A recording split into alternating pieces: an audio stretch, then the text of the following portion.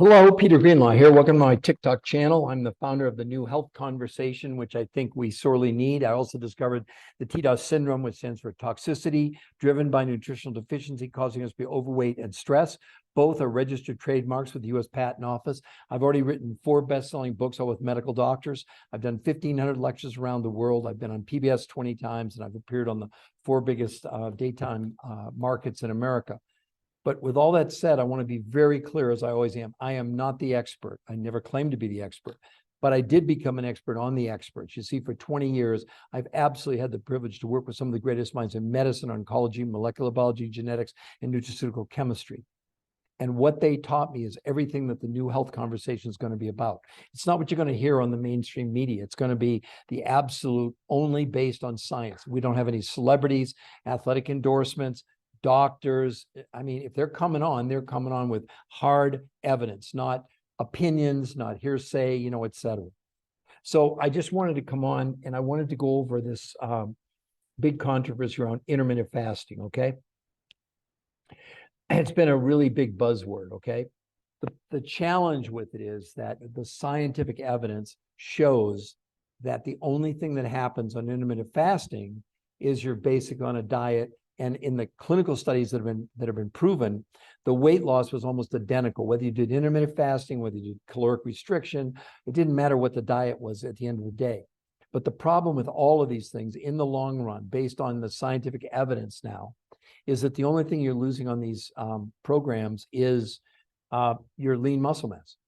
Because you see, when you lower the calories, and they're all pretty much the same, okay? That's what it ends up happening. They give you points, you count your macros, you limit your whatever it is. I mean, that's basically what's going on. But no one's told you that when you lower the calories, you also lower the nutrition. And when you lower that nutrition, what does your body do? It goes and looks for what? Nutrition. Where does it find it? The most nutrient-dense source in our bodies, in our muscles. So these people that are telling you, for example, that, whatever you do, get up in the morning, have a cup of black coffee and wait till noon to eat. Worst advice they could ever possibly give you. Let me explain to you why. Because when we go to sleep at night, one of the great miracles of our own body is that as long as you don't eat too late, your body automatically begins to detox. So there's no issue. That automatically happens, okay?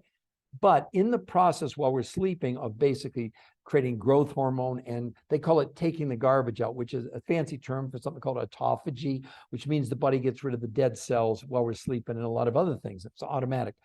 In the process of us sleeping, though, we're using up tremendous amounts of nutrients that we got from whatever food we might have eaten over the course of the day. So in the morning, you're completely bankrupt. You're basically out of nutrition. So now you wait till noon until you're going to eat. Well, what is your body going to do? It's going to get nutrition. It's going to go to your muscles. It's going to take them. Now, look, I know they have good intentions, all right? It's been a huge buzzword, intermittent fasting. But when you look at the scientific data, when you look at the real evidence for all these protocols, all these programs, okay, what do they end up doing? In the long run, and I'm talking like 12 months, the most any of these diets have produced is around 16 pounds. And this is with people that were measured by dietitians, by nutritionists. They were monitored weekly. Big study in the Journal of the American Medical Association and another study in the New England Journal of Medicine. Basically at 12 months, I think Journal of American Medical Association was 16 pounds in a year, and the New England Journal of Medicine was about 17 pounds in a year. But don't you get frustrated going on these diets? And you can definitely lose weight on diets. I'm not against that, but it's the wrong kind of weight. So look, all you have to do is look at something like The Biggest Loser. And the New York Times did a follow-up, and there's been a bunch of articles written on that. And here's what they did. They put those people on like 600-800 calories a day, worked them out 8 or 10 hours a day. What do you think the body did? It freaked out. And yeah, they got nutrition, not from the food they were consuming, but from their muscles. They all needed like $50,000 surgeries. Their stomachs were hanging down to their, because what did they lose? They lost their lean muscle. They didn't lose the fat. Well, in these new, thank goodness, these researchers didn't give up. For almost 4 decades. They were searching for the silver bullet. Was it possible to have something that would have you lose weight quickly and safely and be able to keep it off? They didn't know, but they kept looking. So in the last 6 months, they finally published 3 peer-reviewed medical studies. Peer-reviewed medical study is the highest you can go in medical analysis, where what happens is you submit your experiment or your study to a big journal, and then the big journal sends it out to other world-class experts. I didn't know that. The journals themselves do not do the analysis. That's what it means to be peer-reviewed. And what's the job of the peer reviewers? To prove what you're saying is wrong. That's why no drug ever gets approved without a peer-reviewed study.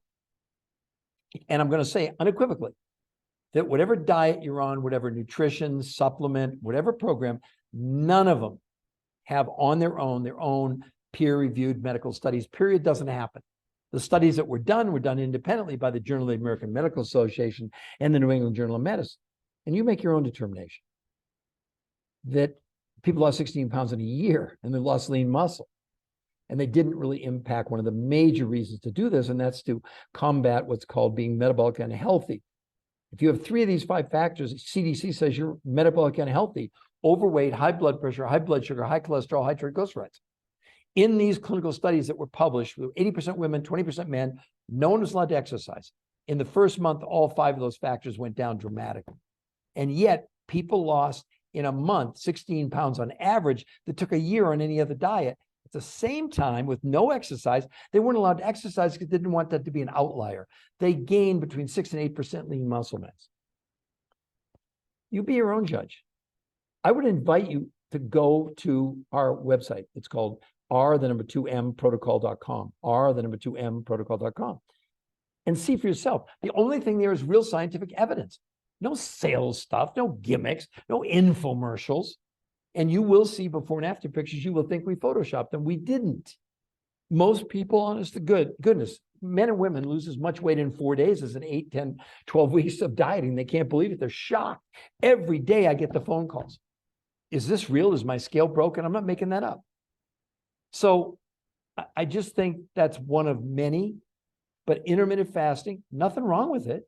But it's no different than just a regular diet. As a matter of fact, now that research is saying, they're just finishing up a big study, and they're saying that for athletes to do intermittent fasting, maybe not such a good idea. Athletes are trying to build lean muscle. We're all trying to build lean muscle. So imagine if you could lose that kind of weight that fast and be safe and gain lean muscle mass. We're not against exercise. Let me get that clear, okay?